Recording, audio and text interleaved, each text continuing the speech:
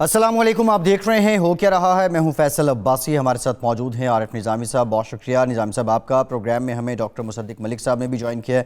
Doctor صاحب آپ کا بھی شکریہ۔ آج کی بڑی ڈیولپمنٹ، اپوزیشن لیڈر مسلم لیگ نون کے صدر شہباز شریف صاحب کو آمدن سے زائد اثاثے اور منی لانڈرنگ کے کیس میں گرفتار کر لیا گیا ہے، ان کی عبوری ضمانت منسوخ کی گئی۔ اس کے بعد اس پہ رد عمل بھی آتے رہے، ساتھ ہی ساتھ 19 روز ہو چکے ہیں۔ سانحہ موٹر وے کا جو مرکزی ملزم ہے عابد ملہی، یہ گرفتار نہیں ہو سکا ہے، اس سے متعلق بھی آج کے پروگرام میں بات کریں گے۔ آصف زرداری صاحب اور فریال طاہرپور صاحبہ پہ بھی ایک اور کیس میں فرد جرم عائد کر دی گئی ہے۔ نظامی صاحب، موسٹ امپورٹنٹ شہباز شریف صاحب کا معاملہ ہے۔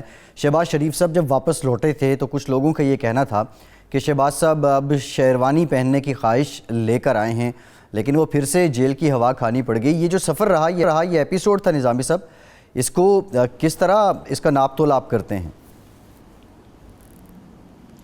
دیکھیں، میں تو آپ کو شروع سے یہ کہتا رہا ہوں اس پروگرام میں کہ یہ شیخ رشید کی زرفندنیاں ان پہ نہ جایا کریں آپ، کیونکہ میرے نزدیک جو جہاں تک تعلق ہے پی ایم ایل این کا اور نواز شریف اور شہباز شریف کی تعلقات کار کا، یہ دونوں ایک دوسرے کا جڑے ہوئے ہیں، بھائیوں کے مفادات۔ شہباز صاحب اپنے بھائی کو سپلیمنٹ کرتے ہیں اور بھائی جان جو ہیں اپنے چھوٹے بھائی پر رلائے کرتے ہیں۔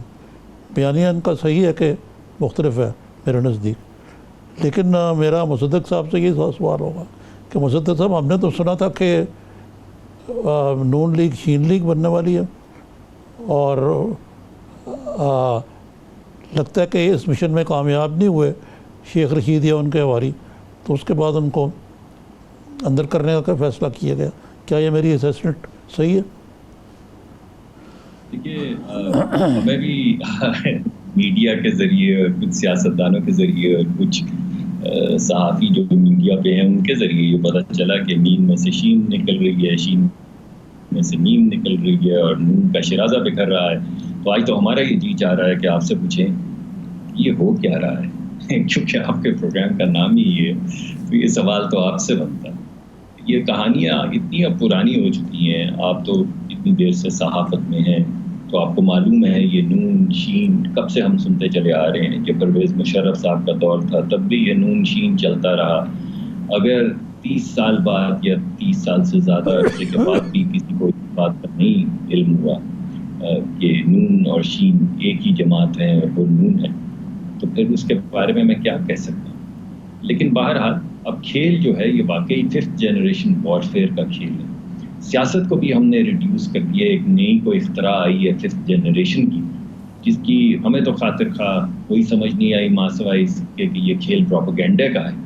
تو اگر ہم سب اب یہ کہنا شروع ہو گئے ہیں کہ ہر چیز پروپیگنڈا ہے تو اس کے اندر حقیقت، بصیرت، ان چیزوں کا تو کوئی تعلق نہیں رہ گیا، اور وہی چیزیں آپ کے اوپر بارہا یہاں ہو رہی ہیں، اور دوبارہ سے وہ تمام خواہشات جن کا شیخ رشید صاحب برملا اظہار کرتے ہیں اور دیگر صحافی بھی کرتے ہیں، آج ان سب کی امیدیں پھر ٹوٹ گئی ہوں گی۔ لیکن بہرحال ان کا پروپیگنڈا جاری ہے۔ آپ دیکھیے گا آج کے بعد بھی شیخ صاحب آئیں گے، کچھ اور بھی وزراء آئیں گے، اور وہ کچھ ایسی نئی گفتار شروع کریں گے جس سے نون شین میم سواد زواد توئے زوئے سب شروع ہو جائے گا، کیونکہ اب یہ بات یہ نہیں سیاسی بصیرت کی نہیں رہ گئی۔ کوئی گفتگو اس بات پہ نہیں ہوگی کہ پاکستان آگے کیسے بڑھے گا، کوئی گفتگو اس بات پہ نہیں ہو سکتی کہ ہم کس طرح بیٹھ کے پالیسیز مرتب کریں گے۔ وہ تمام سیاسی سپیس جس میں اپوزیشن اور حکومت بیٹھ کے گفتگو کرتی، وہ تمام سپیس اب کلیپس کر چکی ہے۔ اب ادارے اپنی جگہ پر ہیں، عدلیہ اپنی جگہ پر ہے، سیاسی جماعتیں اپنی جگہ پر ہیں، درمیان میں خلیج ہے، ایک پارٹ ہے جو کسی طرح سے برج ہونے کا نام نہیں ہے۔ اور جب تک یہ نہیں ہوگا تب تک آرڈیننس کے ذریعے حکومت چلے گی، جوڑ توڑ کے ذریعے حکومت چلے گی۔ کوئی اگر آپ کام کرنا چاہیں گے ملکی مفاد میں یا عوامی مفاد میں تو آپ کو دھکم شاہی کرنی پڑے گی، اس سے پہلے حق کو سو کالڈ 5th جنریشن اپنے ہی لوگوں پہ غور کرنی پڑے گی۔ بس یہ ملک لگتا ہے نظام لگتا ہے ویسے چلے گا۔ یہ تو ٹھیک ہے جی، لیکن یہ جو 5th جنریشن وار تو چلتی رہے گی، لیکن فی الحال تو سارا زور اپوزیشن کو زیر کرنے کے اوپر لگا ہوا ہے، اور ابھی یہ آپ کی ملٹی پارٹی کانفرنس کی سیاہی بھی خوش نہیں ہوئی بنانے کی، تو یہ آپ کی لیڈرشپ میں یہ بہت بڑی دراڑ ڈالنے کی کوشش کی گئی ہے۔ تو اس صورت میں جو آپ کا نہیں ڈلی نا ایم پی سی کے جو دوسرے کیا نام ہے اہداف تھے، مثلاً آپ نے الٹیمیٹم دیا ہوا ہے بائیکاٹ اسمبلیوں سے استعفے وغیرہ جو آپ کے اس پہ ہیں ایجنڈے پہ ہیں، ان کا کیا بنے گا؟ میں سمجھتا ہوں جی کہ ہر چیز جو ہے وہ اس وقت کارڈز میں ہے، ہر چیز، ہر سیاسی آپشن جو ہے وہ ہمارے پاس ہے۔ ہم نے صرف ایک بات کی ہے اور وہ یہ کی ہے کہ کوئی بھی چیز جو ماورائے آئین ہوگی وہ ہم نہیں کریں گے۔ ماورائے آئین سے ہمارا کیا مطلب ہے؟ ماورائے آئین سے مطلب ہمارا یہ کہ ہم کرینے نہیں لے کر آئیں گے ریڈ زون میں، اور پارلیمان کی دیواریں نہیں توڑیں گے، اور پارلیمان پہ قبضہ نہیں کریں گے، کسی ایس پی کو یا ڈی آئی جی کو سڑک پہ گھسیٹیں گے نہیں، ان کا سر نہیں پھاڑیں گے، ان کی کمر فریکچر نہیں کریں گے، پاکستان کے اپنے ہی جو نیشنل ٹیلی ویژن اسٹیشن ہے اس پہ قبضہ نہیں کریں گے جیسے ایز ایف کوئی دشمن ملک نے قبضہ کر لیا ہے اور اس نے آ کے سب سے پہلے پی ٹی پی کے اوپر اپنا جھنڈا لگایا ہے۔ نہ وکٹری کے نشان بنائیں گے، نہ پارٹی کے نشان بنائیں گے، نہ سیکریٹریٹ کا گھیراؤ کریں گے اور 4 سے 5 دن اس کو بند رکھیں گے، نہ سپریم کورٹ کے باہر لیٹرین بنائیں گے اور گندی یا صاف دھلی ہوئی شلواریں ٹانگیں گے، نہ سپریم کورٹ کے ججز کو مجبور کریں گے کہ وہ پیچھے کچے راستے سے ہیں۔ اس کے علاوہ جو ہمارے پاس آپشنز ہیں آئین کے اندر، پارلیمان کے اندر موبلائزیشن کی، وہ تمام آپشنز ایکسرسائز کریں گے۔ لیکن کیونکہ اب حکومت ہٹ دھرمی پہ اتر آئی ہے، اور آج آپ نے دیکھا ہے شہباز شریف صاحب کے اریسٹ کے بعد کہ یہی طریقہ کار ہے۔ میں پہلے بھی کئی پروگرامز میں یہ کہہ چکا ہوں کہ ہر ایک کا سینٹر آف گریوٹی جو ہے اس کا تعین کر لیا گیا ہے۔ یعنی پہلے تو اداروں کے اوپر حملہ ہوا کرتا تھا، اب افراد پہ حملہ ہوتا ہے۔ ہر فرد کا، کسی کا نیب کے ذریعے، کسی کا کسی ٹیپ کے ذریعے، کسی کا کسی بھائی کے اوپر مقدمہ کے ذریعے، ہر ایک کا ڈھونڈ رکھا ہے طریقہ کار کہ اس کو ہٹ کیسے کرنا ہے، اس کو خاموش کیسے کرنا ہے، اپنی منشا کے مطابق اس سے ووٹ کیسے کروانا ہے۔ تو اب یہ ایک عجیب سا وقت آ چکا ہے ہم پہ، لیکن آپ پہ بھی ہے، ہم پہ بھی ہے، صحافیوں کے ساتھ وہی ہو رہا ہے جو سیاستدان کے ساتھ ہو رہا ہے۔ تو انشاءاللہ اگر وہ وقت نہیں رہا تو یہ بھی نہیں رہے گا اور ہم آگے بڑھیں گے۔ ٹھیک ہے ڈاکٹر صاحب، ایک بریک لیتے ہیں۔ تمام آپشنز جو ہیں، تمام آپشنز سامنے ہیں، جن میں ریزگنیشن کی آپشنز بھی ہے، باہر نکل کے موبلائز لوگوں کو کر کے جلسے کرنے کی آپشن بھی ہے، دھرنا دینے کی آپشن بھی ہے، مارچ کرنے کی آپشن بھی ہے، مگر تمام آئین کی تحت۔ ٹھیک ہے، اب آج مریم نواز صاحبہ نے بھی کچھ آپشن دیا ہے، لیکن نون لیگ کی جانب سے جو ملی جلی پالیسی ابھی تک رہی ہے، کیا یہ فیصلہ کن گھڑی ہے؟ نون لیگ کوئی ایک واضح پالیسی دے گی؟ بریک کے بعد اس سے متعلق جانتے ہیں، ہمارے ساتھ رہیے۔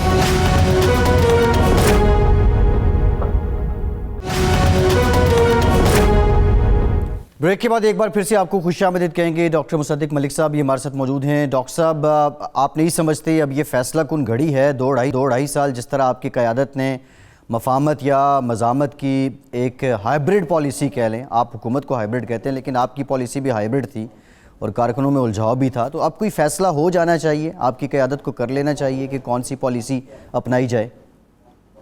جی، میرے خیال میں شہباز صاحب نے بڑے واضح الفاظ میں یہ بات بتا دی ہے کہ پالیسی وہی اور بیانیہ وہی ہے جو قائد کا ہے اور اسی پہ سب قائم ہے۔ ایک مرتبہ نہیں، بارہا بتایا ہے۔ اور آپ جس چیز کو مفاہمت کہہ رہے ہیں، یہ بات ٹھیک ہے آپ کی کہ ایک سیاسی جماعت کے اندر جس میں ہر طرح کے لوگ ہوں، ان کا اپنا اپنا نظریہ اور طریقہ کار ہوتا ہے، تو ہماری پارٹی کے اندر بھی دو رائے ہیں۔ ایک یہ ہے کہ اس کو یہیں پہ روکا جائے اور مزاحمت کی جائے اگر کسی بھی جگہ پہ آئین کی بالادستی جو ہے اس کو پر ٹریمپل کیا جاتا ہے، اور دوسری یہ ہے کہ ہم نے آئین کو لے کر آگے بڑھنا ہے، مگر آہستہ آہستہ آگے بڑھا جائے اور سب کو ساتھ لے کر چلا جائے۔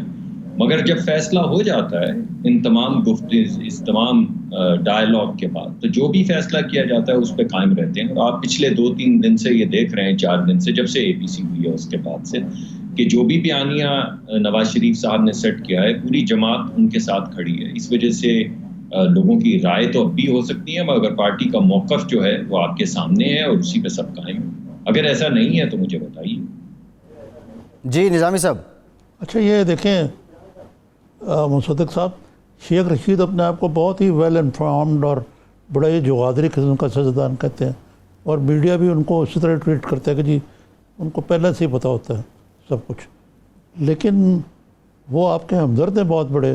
آج انہوں نے بتایا کہ جی یہ آپ کے اپنے لوگ جو ہیں سیبوٹاج کر رہے ہیں مریم کے بیانے کو، فلاں بندے کے بیانیوں کو، یہ شین کو لا رہے ہیں، آج بالکل الٹی بات ہو گئی تو انہوں نے اپنی گیئر بدل لیا ہے اور وہ کچھ اور قسم کا نیریٹو دینا شروع کر دیا ہے.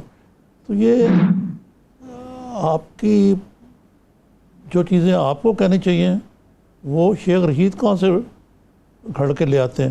تو میرا خیال ہے کہ یہ تو سوائے آپ کے صفوں میں کنفیوژن پیدا کرنے کے اور تو مجھے کوئی اس میں کوئی میتھڈ نہیں نظر آتا اس میڈنس میں.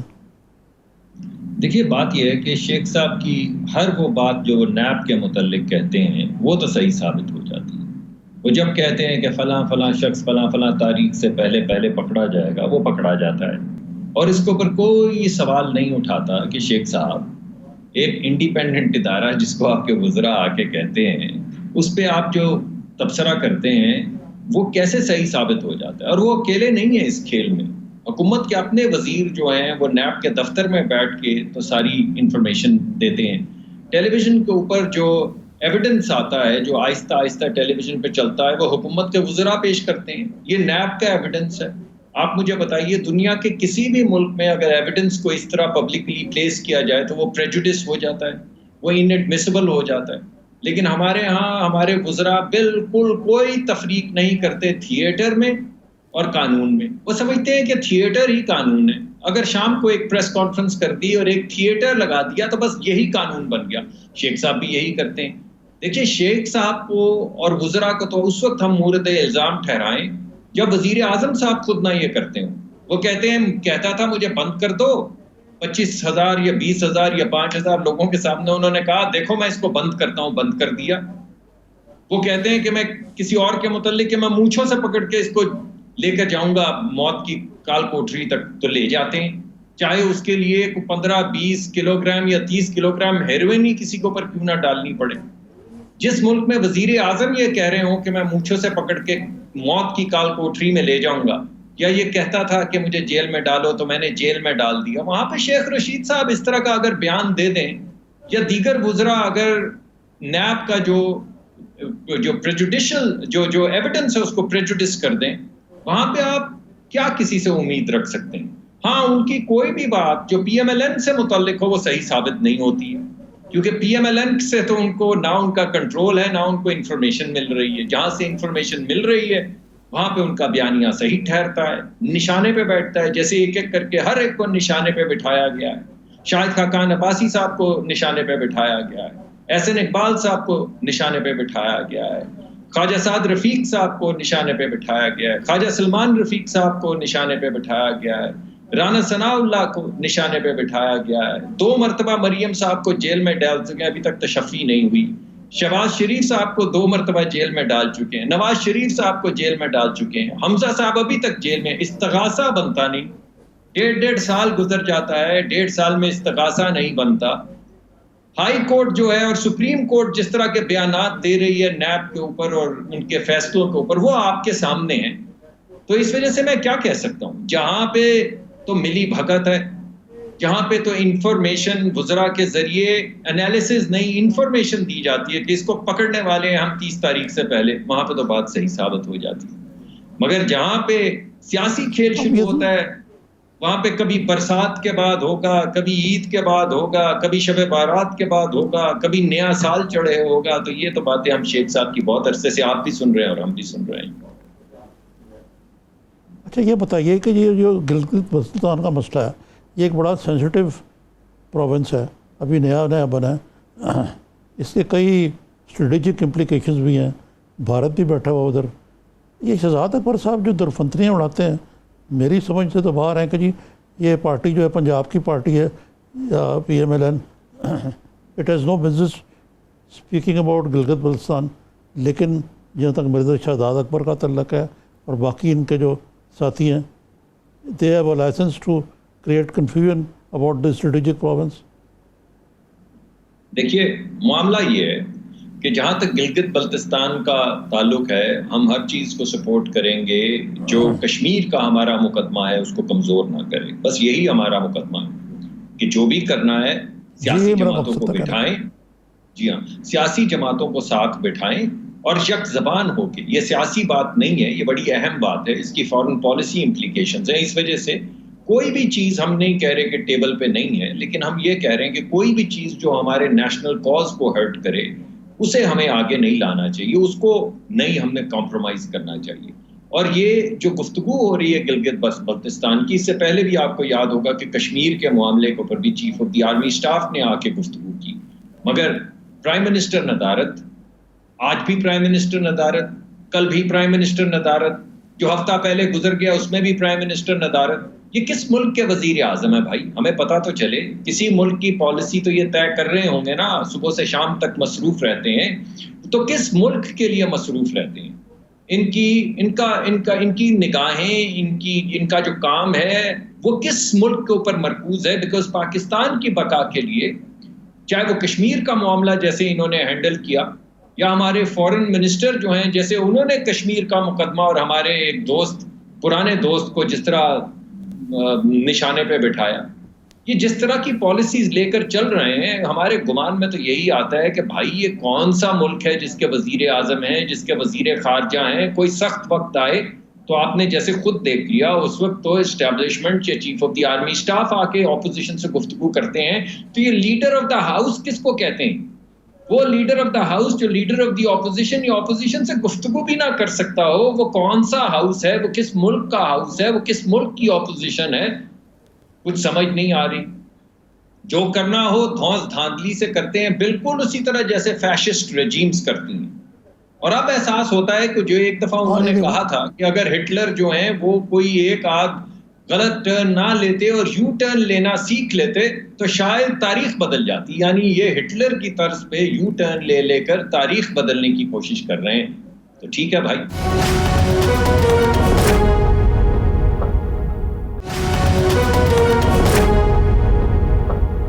مصدق صاحب، اس پہ تو وزیر اعظم ہمارے فخر کرتے ہیں، کہتے ہیں یو ٹرن لینا ہی اچھی پالیٹکس ہے. اور جہاں تک کہ گلگت بلتستان کا تعلق ہے، یہاں بھی چاہیے تو یہ تھا نا کہ آپ تمام سیاسی جماعتوں کو جو مین اسٹیک ہولڈر ہیں گلگت میں بیٹھ کے ایک مربوط پالیسی تشکیل دیتے، جس میں فارن پالیسی، اسٹریٹجک سب چیزوں کو مد نظر رکھا جاتا.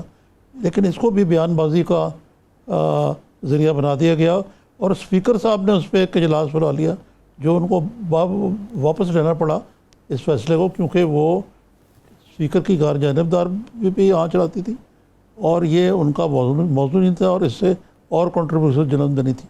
تو یہ تو اس قسم کی پالیسی جن کا کچھ سر ہوتا ہے نہ پیر ہوتا ہے، جو کسی نے کہہ دیا وہ چلا دیا. جی یہی مسئلہ ہے جی، یہی ہمارا مقدمہ ہے جو میں آپ کے سامنے پیش کر رہا ہوں. آپ مجھے بتائیے، اس طرح تو پرچون کی دکان نہیں چل سکتی صاحب جس طرح یہ ملک چلا رہے ہیں. مجھے آپ بتائیے کہ جمہوریت کے اندر، پارلیمانی جمہوریت کے اندر ایک طریقہ کار ہے، بغیر وجہ کے نہیں آئین میں پارلیمانی وہ جو آپ کی کمیٹیز ہوتی ہیں بنائی گئی، بغیر وجہ کے نہیں کہا گیا لیڈر آف دا ہاؤس. صرف پرائم منسٹر بھی کہا جا سکتا تھا. لیڈر آف دا ہاؤس کون سا ہاؤس ہے؟ آدھا ہاؤس ہے کیا یہ ہاؤس جو ہے یہ پی ٹی آئی کا ہاؤس ہے؟ یہ کوئی جماعتی اجلاس ہوتا ہے جس پہ وہ خطاب کرتے ہیں؟ کوئی جگہ نہیں انہوں نے چھوڑی جس میں ملکی مفاد میں ہم اپنا مقدمہ آگے بڑھا سکیں. تمام سیاسی سپیس جس کو کہا جاتا ہے وہ کلیپس ہو گئی ہے. اس وقت کوئی سیاسی جماعت کسی سے بات نہیں کر سکتی، کوئی ادارہ کسی اور ادارے سے بات نہیں کر سکتا. ایک عجیب پرائم منسٹر صاحب نے طریقہ کار اپنایا ہے، نیب کو استعمال کرو، دھونس دھاندلی کرو، ہاؤس کے اندر آؤ تو سلام نہ کرو، بات نہ کرو، جو من میں آئے کرتے چلے جاؤ. آپ مجھے بتائیے صاحب، کون سا دنیا کا جمہوری نظام ہے جو اس طریقہ کار سے چلتا ہے؟ اور یہ سوال میں آپ سے پوچھتا ہوں، آپ نے سیاست دیکھی ہے، یہ سیاست کیسے چلے گی؟ وہ طریقہ کار کیا ہوگا؟ اور اگر آپ یہ سمجھتے ہیں کہ طریقہ کار یہ ہے کہ کسی کی بات نہ سنو، تو بھائی اس میں اور ڈکٹیٹرشپ میں فرق کیا ہے؟ یہ بتا دیجیے مجھے. ڈکٹیٹرشپ میں بھی آپ کو ضرورت نہیں اپوزیشن سے بات کرنے کی. وہ آج جو ایک اور ان کا بیان آیا کہ شاہد اکبر صاحب کا، کہ بھتیجی نے چچا کی صحت کا باب بند کر دیا. اس بیان سے کیا مراد ہے؟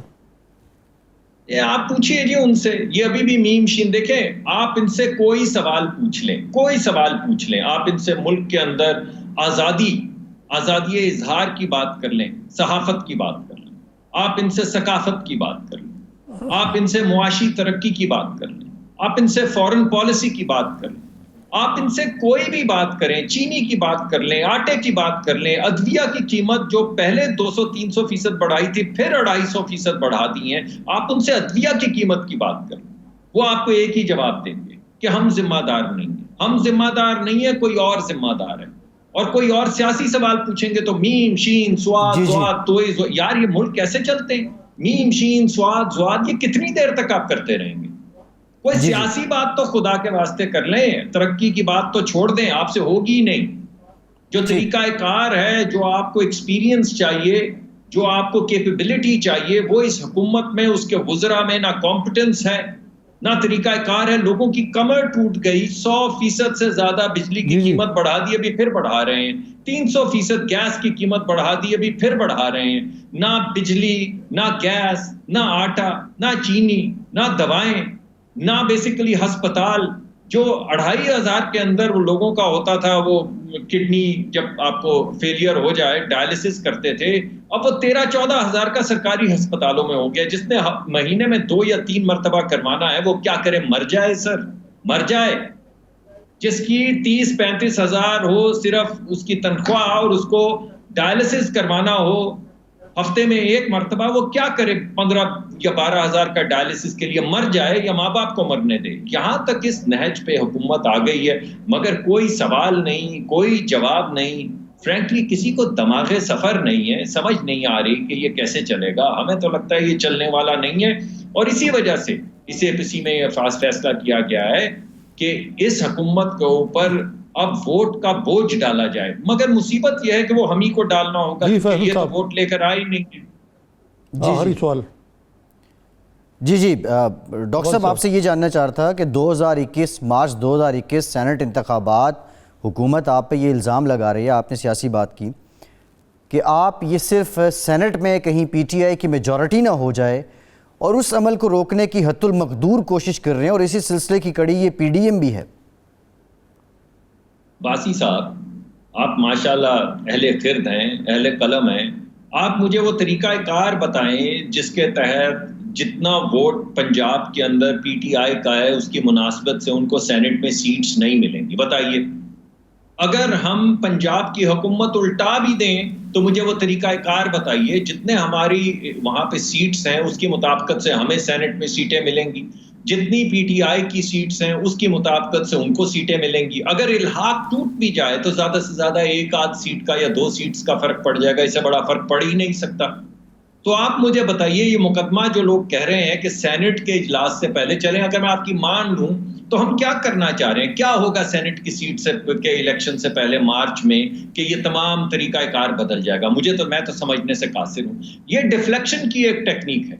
اگر چینی کا پوچھے تو بولو پچھلی حکومت، اگر لوگوں کی آواز بند کرنے کا طریقہ کار ہو تو بولیں آنے والے سینٹ کے الیکشن۔ بھائی سینٹ کے الیکشن میں ہم کیا کریں گے؟ ہمیں بھی تو بتائیں، ہو سکتا ہے آپ ہی کے کہنے سے ہمیں سمجھ آ جائے اور ہم وہ کر ڈالیں، جس کو کرنے کے بعد سینٹ کا نقشہ بدل جائے گا۔ ذرا بتائیے مجھے، بلکہ میں تو پوچھوں گا آپ سے بھی اور نظامی صاحب سے بھی کہ وہ کیا طریقہ کار ہے جس کے ذریعے اگر یہ سینٹ کے لیے ہم کھیل رہے ہیں اور ملکی مفاد میں اور عوامی مفاد میں نہیں کھیل رہے، تو مجھے یہ بتائیے کہ ہم کیا کریں گے کہ سینٹ کا نقشہ بدل جائے گا؟ جتنی بھائی سیٹیں ہیں اتنے ووٹس ملیں گے۔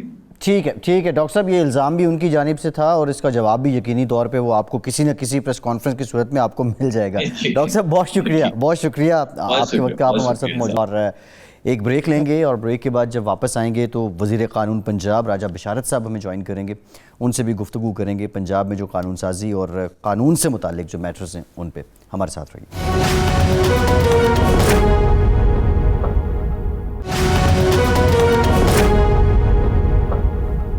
بریک کے بعد ایک بار پھر سے پروگرام میں آپ کا خیر مقدم کرتے ہیں۔ راجہ بشارت صاحب ہمارے ساتھ موجود ہیں، صوبائی وزیر قانون پنجاب۔ راجہ صاحب بہت شکریہ آپ کے وقت کا۔ نظامی صاحب، آج بڑا سمودھ ایک طرح سے گرفتاری ہوئی شہباز شریف صاحب کی، اور جو اس سے پہلے یہاں ہوتا رہا پیشیوں پہ ویسا نہیں ہوا۔ ظاہر ہے راجہ صاحب کے ڈپارٹمنٹ تو ہے، لیکن نظامی صاحب میرا آپ سے سوال یہ ہے کہ بہت زیادہ عوام یہ سوال کر رہے ہیں کہ 19 روز بیت چکے ہیں، جو سانحہ موٹر وے ہے اس کا جو مرکزی ملزم ہے عابد ملیحی وہ گرفتار نہیں ہو سکا۔ نظامی صاحب ہاں، یہ میرے لیے بھی حیران کن ہے اس لحاظ سے کہ یہ ٹیسٹ کیس تھا اور اس پہ بڑا شور مچا کہ حکومت پنجاب کا یہ دعویٰ کہ جی ہم نے پوری ٹیم پولیس کی یہاں نہیں لے کے آئے اور اب لا اینڈ آرڈر کے 5 IG بدلنے کے بعد ایک نئی صبح طلوع ہوگی، لیکن یہ صبح جو ہے یہ تو تاریک قسم کی رات ثابت ہوئی ہے ابھی تک۔ رائے صاحب۔ جی رائے صاحب۔ جی سر، میں گزارش کرنا چاہوں گا کہ پہلے تو میں تھوڑی سی اس بات کی وضاحت کر دوں کہ جو ایک ملزم اس وقت گرفتار ہے وہ بھی مرکزی ملزم ہے، اس کے DNA ٹیسٹ بھی میچ ہوا تھا، اور دوسرا ملزم جو اس وقت تک ایٹ لارج ہے ابھی تک گرفتار نہیں ہو سکا، اس کا DNA بھی میچ ہوا ہے، تو انشاءاللہ تعالی اس کی گرفتاری کے لیے کوششیں کی جا رہی ہیں۔ اور میں یہ عرض کرنا چاہوں گا کہ جس طرح ابھی نظامی صاحب فرما رہے تھے کہ بلا شبہ یہ گورنمنٹ آف پنجاب کے لیے ایک ٹیسٹ کیس ہے، اور گورنمنٹ اور پولیس کے لیے بھی یہ ایک چیلنج ہے، اور پولیس میں سمجھتا ہوں کہ دن رات اس بات کی کوشش کر رہی ہے کہ اس کو گرفتار کیا جائے۔ جہاں تک میں سمجھتا ہوں کہ تھوڑا سا اس ڈیلے کا تعلق ہے، کچھ ابتدائی طور پر کچھ ایسے معاملات ہوئے تھے کہ جو میں سمجھتا ہوں کہ نہیں ہونے چاہیے تھے، خاص طور پر ان ملزمان کی جو آئیڈینٹی ہے اس کو ڈسکلوز کرنے میں جو 1-2 ایشوز آئے، اس کی وجہ سے تھوڑا سا یہ ڈیلے ہوئی ہے، اور اس میں ملزم کو بھاگنے کا موقع بھی ملا ہے۔ لیکن اس کے باوجود میں یہ عرض کرنا چاہوں گا کہ ہمیں پورا یقین ہے کہ جس طرح اس وقت کوئی ایک ادارہ اس کے لیے کام نہیں کر رہا، پنجاب پولیس کے مختلف ادارے اس کے لیے کام کر رہے ہیں، ہماری CTD کام کر رہی ہے، پولیس کی ٹیمیں اس کے لیے کام کر رہی ہیں، اور انشاءاللہ تعالی بہت جلد اس کو گرفتار کر لیا جائے گا۔ لیکن جہاں تک اس ڈیلے کا تعلق ہے، میں سمجھتا ہوں کہ اس سے جتنی آپ کو تشویش ہے یا جتنی عوام کو تشویش ہے، اتنی ہی گورنمنٹ کو بھی تشویش ہے، اور چیف منسٹر صاحب دن رات اس میں سمجھتا ہوں کہ اس بات پر بضد ہیں کہ ملزم کو جلد گرفتار ہونا چاہیے۔ رائے صاحب، لیکن یہ مجھے بتائیں کہ اس بہت بڑی جو آپ نے خود ہی لیبس بتائی، اس کا ذمہ دار کون ہے؟ کیا یہ نئی پولیس کی قیادت ہے، CCPO ہیں یا کوئی اور ہے؟ تو ان کو کوئی سزا دی گئی اس چیز کے بھی؟ آپ نے اس ساری انویسٹیگیشن کا بڑھاوا کر دیا تھا، کیونکہ پنجاب حکومت، پنجاب پولیس کا بارے میں یہ شہرت ہے کہ چاہے وہ کس طرح بھی کرے وہ کھوج نکال لیتی ہے ملزمانوں کا، خاص طور پہ جب پوری حکومت ساتھ ہو اور کوئی اس قسم کی یہ چیز نہ ہو کہ اندر سے ہی کوئی دراڑ ڈال رہا ہو۔ پھر یہ اتنا بڑا لیپس کیوں ہو اس سے ذریعہ؟ جی آپ کی حکومت کے لیے امبیرسمنٹ تو ہے رائے صاحب بھی۔ جی نظامی صاحب، میں گزارش یہ کرنا چاہتا ہوں کہ جیسے میں نے پہلے عرض کیا کہ بالکل یہ ایک لیپس ہوا ہے، اور اس لیپس کی بھی 2 پہلو ہیں۔ ایک تو میں سمجھتا ہوں کہ جس طرح ملزمان کی آئیڈینٹیفیکیشن ٹی وی پہ آ گئی تھی، ان کے شناختی کارڈ، ان کے تصاویر آئیں، تو اس سے میں سمجھتا ہوں کہ انویسٹیگیشن جو ہے وہ فیسیلیٹیٹ نہیں ہوئی، بلکہ اس کا فائدہ ملزمان کو ہوا۔ ایک تو یہ بات ہے۔ دوسرا، جہاں تک اس بات کا تعلق ہے کہ انفارمیشن لیک کرنے والے، اس سلسلے میں باقاعدہ انکوائری بھی ہو رہی ہے، ذمہ داران جو ہیں ان کے خلاف کارروائی بھی کی جائے گی۔ لیکن آج میں نے دن میں بھی ایک جگہ گزارش کی کہ میں سمجھتا ہوں کہ یہ جو ملزم اس وقت گرفتار نہیں ہوا، اس کے متعلق میں یہ تاثر نہیں دینا چاہتا کہ وہ اتنا ڈیپ روٹڈ ہے ود ان دی پولیس کے اس کو پولیس کی طرف سے کوئی اطلاع مل رہی ہو۔ بہرحال میں سمجھتا ہوں کہ یہ ایک لیپس ہوا جس کی وجہ سے آج تک ہمیں تھوڑا سا اس معاملے میں ڈیلے ہوئی۔ انشاءاللہ تعالیٰ جس طرح میں نے پہلے کہا ہے کہ اس کو گرفتار کرنے کے لیے اقدامات کیے جا رہے ہیں اور بہت جلد گرفتار کر لیں گے، اور جو اس وقت تک کوششیں ہو رہی ہیں میں سمجھتا ہوں وہ حوصلہ افزا ہیں، اور رزلٹ آنے پر میں سمجھتا ہوں کہ ہم یہ بات کہنے میں بجا ہوں گے کہ یہ بجا طور پر کوششیں جو ہے اب باراور ثابت ہوئی ہیں۔ جی فیصل صاحب، جی آپ کے نزدیک کیا محرکات ہیں جی بالکل اس کی گرفتاری کی نہ ہونے کی؟ یہ پولیس کی بات چل نکلی ہے، ایک تو ذرا قانون سازی کی تفصیلات دے دیں جو پولیس ریفارمز کو لے کے کی گئی ہے۔ دوسرا ہم یہ بھی دیکھ رہے ہیں، آج ہمارے 92 اخبار میں یہ خبر لگی تھی کہ جو کرائم ڈائری ہے وہ بتاتی ہے کہ 5 سے 6 ڈکیتی کی وارداتیں لاہور شہر میں گرد و نواح میں ہو رہی ہیں. یہ ریشو جو بڑھ رہی ہے اور اس کے پیرالل جو آپ قاضی اور جو پولیس اصلاحات کر رہے ہیں، ریفارمز کر رہے ہیں، وہ سلسلہ کہاں تک پہنچا ہے اور یہ عمل درآمد کب شروع ہو جائے گا؟ دیکھیں جی، دو چیزیں وہ دو اس حوالے سے کہ ایک تو پولیس ریفارمز جو ہے وہ ایک تو لانگ ٹرم ریفارمز ہیں ہمارے، اور دوسرا ہے ہمارے شارٹ ٹرم ریفارمز میں یہ تھا کہ پولیس جو ہے اس کو میں سمجھتا ہوں کہ اس کی موبلائزیشن جو ہے اس کو تقریباً مفلوج کر دیا گیا تھا. کافی طویل عرصہ اگر آپ پیچھے تقریباً 10 سال پیچھے چلے جائیں تو 10 سال سے پولیس کو موبائل کرنے کے لیے نہ تو اس کو گاڑیاں دی گئی تھیں، نہ ہی ان کی تنخواہوں کا کوئی جو ایک سٹینڈرڈ ہے اس باقی ہمارے سول بیوروکریٹس جو ہیں ان کے برابر رکھا گیا تھا. الاؤنسز جو ہیں ان کے کام تھے. اسی طرح میں ایک انتہائی اہم چیز آپ کو بتانا چاہتا ہوں کہ ہماری پولیس میں تفتیش کے لیے جو رقوم دی جاتی ہیں وہ پچھلے کوئی 20 سال سے ان میں کوئی تبدیلی نہیں آئی تھی. وہ پہلی بار اس وقت چیف منسٹر صاحب کے حکم پر ہم نے اس تفتیش کی جو لاگت ہے اس کو انکریز کیا. پولیس کو تقریباً ہم 600 کے قریب گاڑیاں نئی لے کے دے رہے ہیں، اور اسی طرح ہمارے تقریباً کوئی 65 کے قریب پولیس اسٹیشن سے جو انکمپلیٹ پڑے ہوئے تھے ان کو مکمل کرنے کے لیے جا رہے ہیں. اور پھر سب سے بڑی بات کہ ہمارا ہمیشہ پولیس سے گلا ہوتا تھا کہ ہم FIR کا اندراج نہیں کرتے، پولیس اس کو ڈیلے کرتی ہے. اس کے لیے ہم نے موبائل سینٹرز بھی بنا دیے ہیں، اور وہ موبائل خدمت سینٹرز وہاں پہ گاڑیاں کھڑی ہیں، آپ جائیں، آپ اپنی رپورٹ درج کرائیں، کنسرن تھانے میں چلی جائے گی اور آپ پھر اپنے کنسرن تھانے کے ساتھ رابطہ کر لیں. تو میں سمجھتا ہوں کہ وہ تمام راستے جو کہ FIR کے اندراج میں رکاوٹ کی طرف جاتے تھے ان تمام کو بند کر دیا گیا ہے، اور عوام کی سہولت کے لیے اس بات کو یقینی بنایا گیا ہے کہ FIR کے اندراج میں اب ڈیلے نہیں ہوگا. جہاں تک آپ کا ڈکیتیوں کے متعلق فرمانا تھا، تو میں سمجھتا ہوں کہ آج کل تھوڑا کرائم رپورٹ کا سلسلہ بھی جو ہے وہ ماڈرن ہو گیا ہے، اور چھوٹے سے چھوٹا کرائم بھی وہ پوشیدہ نہیں رہ سکتا. تو یہ فگرز جو ہیں وہ ڈفر کرتے رہتے ہیں، کبھی کرائم میں اضافہ ہوتا ہے، کبھی کمی ہو جاتی ہے، لیکن اس سب کچھ کو بھی ڈیلی بیسس پہ مانیٹر کیا جاتا ہے. اور اگر کہیں پہ کرائم میں اضافہ ہو تو باقاعدہ پولیس کے ہائی اپس بھی اس کا نوٹس لیتے ہیں، اور جناب چیف منسٹر بھی نوٹس لیتے ہیں، اور ہماری standing committee on law and order جو ہے وہ بھی نوٹس لیتی ہے. تو ان تمام چیزوں پر ہم نظر رکھے ہوئے ہیں، اور انشاءاللہ تعالی آپ کو پولیس کی کارکردگی میں آنے والے دنوں میں بہتری نظر آئے گی. راجہ صاحب، آپ یہ کہہ رہے ہیں کہ جس طرح کووڈ-19 میں رپورٹنگ نہیں ہوتی تو کیسز بھی سامنے نہیں آتے، اسی طرح اب لوگ زیادہ رپورٹ کرنے شروع ہو گئے کرائم، جس سے کرائم لگتا ہے کہ زیادہ ہو گئے، وہ ویسے اتنا ہی ہے جتنا پہلے تھا. نظامی صاحب، میں گزارش یہ کرنا چاہتا ہوں کہ جی اس میں میں کمی کی تو بات نہیں کہہ سکتا، لیکن میں اتنا ضرور عرض کرتا ہوں کہ اب کرائم کو چھپایا نہیں جا سکتا. جو جرم ہوگا وہ سامنے آئے گا، کیونکہ ماضی میں ہمیشہ یہ شکایت رہتی تھی کہ پولیس جو ہے FIR درج نہیں کرتی، اس طرح کرائم کو دبا دیا جاتا ہے. جو کرائم کو دبانے کا سلسلہ ختم کر دیا گیا ہے. اب مانیٹرنگ میں اگر کسی ضلع سے، کسی حلقے سے یا کسی سب ڈویژن سے یہ شکایت ہوگی کہ وہاں پر جرائم میں اضافہ ہو رہا ہے تو ان کو اکاؤنٹیبل ٹھہرایا جائے گا.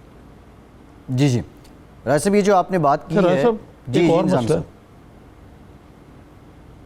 وہ یہ جو لوکل باڈیز کے الیکشن آنے والے ہیں، اس سلسلے میں حکومت پنجاب کی کیا تیاری ہے کہ فیئر بھی ہو، منصفانہ بھی ہو، اور اکراس دا بورڈ لوگوں کو شکایت نہ ہو اس میں؟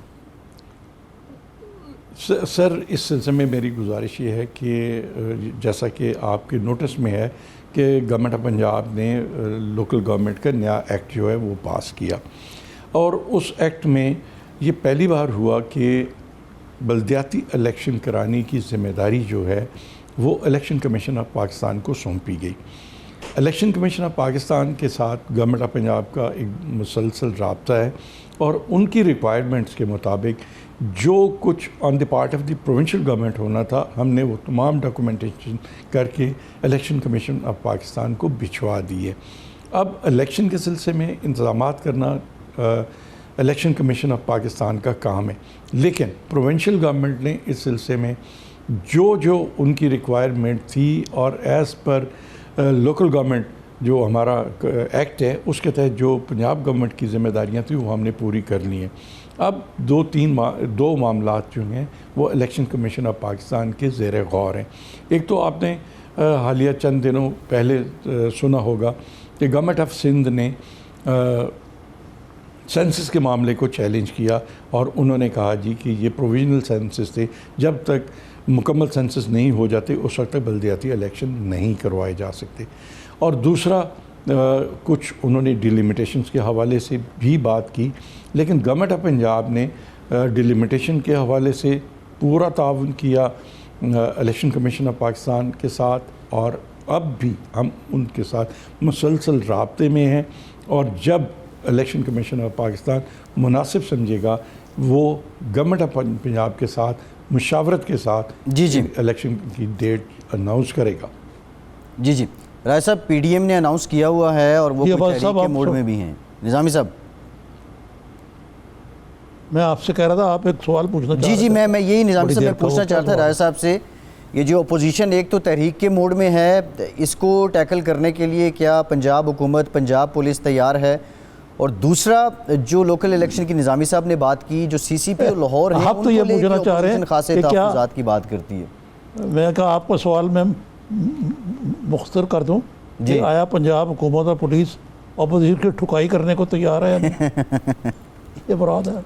نہیں، اپنا نظامی صاحب میں آپ کی خدمت میں عرض کرنا چاہوں گا کہ آپ گورنمنٹ آف پنجاب سے اور بالخصوص عثمان بزدار صاحب سے اس بات کی قطعی طور پر توقع نہ کریں کہ وہ پولیس کو اپنے ذاتی مقاصد کے لیے استعمال کریں گے۔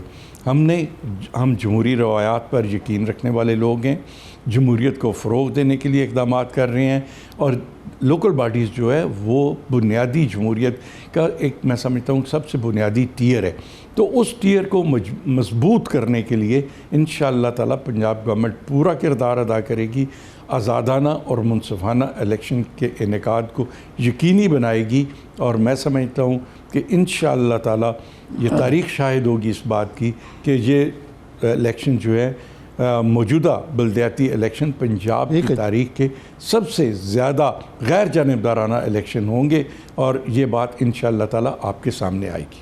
جی ٹھیک، بہت شکریہ بہت شکریہ آپ کے وقت آپ ہمارے ساتھ موجود تھے۔ نظامی صاحب کی گفتگو آپ نے سنی، خیر وہ پی ڈی ایم سے متعلق جواب تو انہوں نے نہیں دیا۔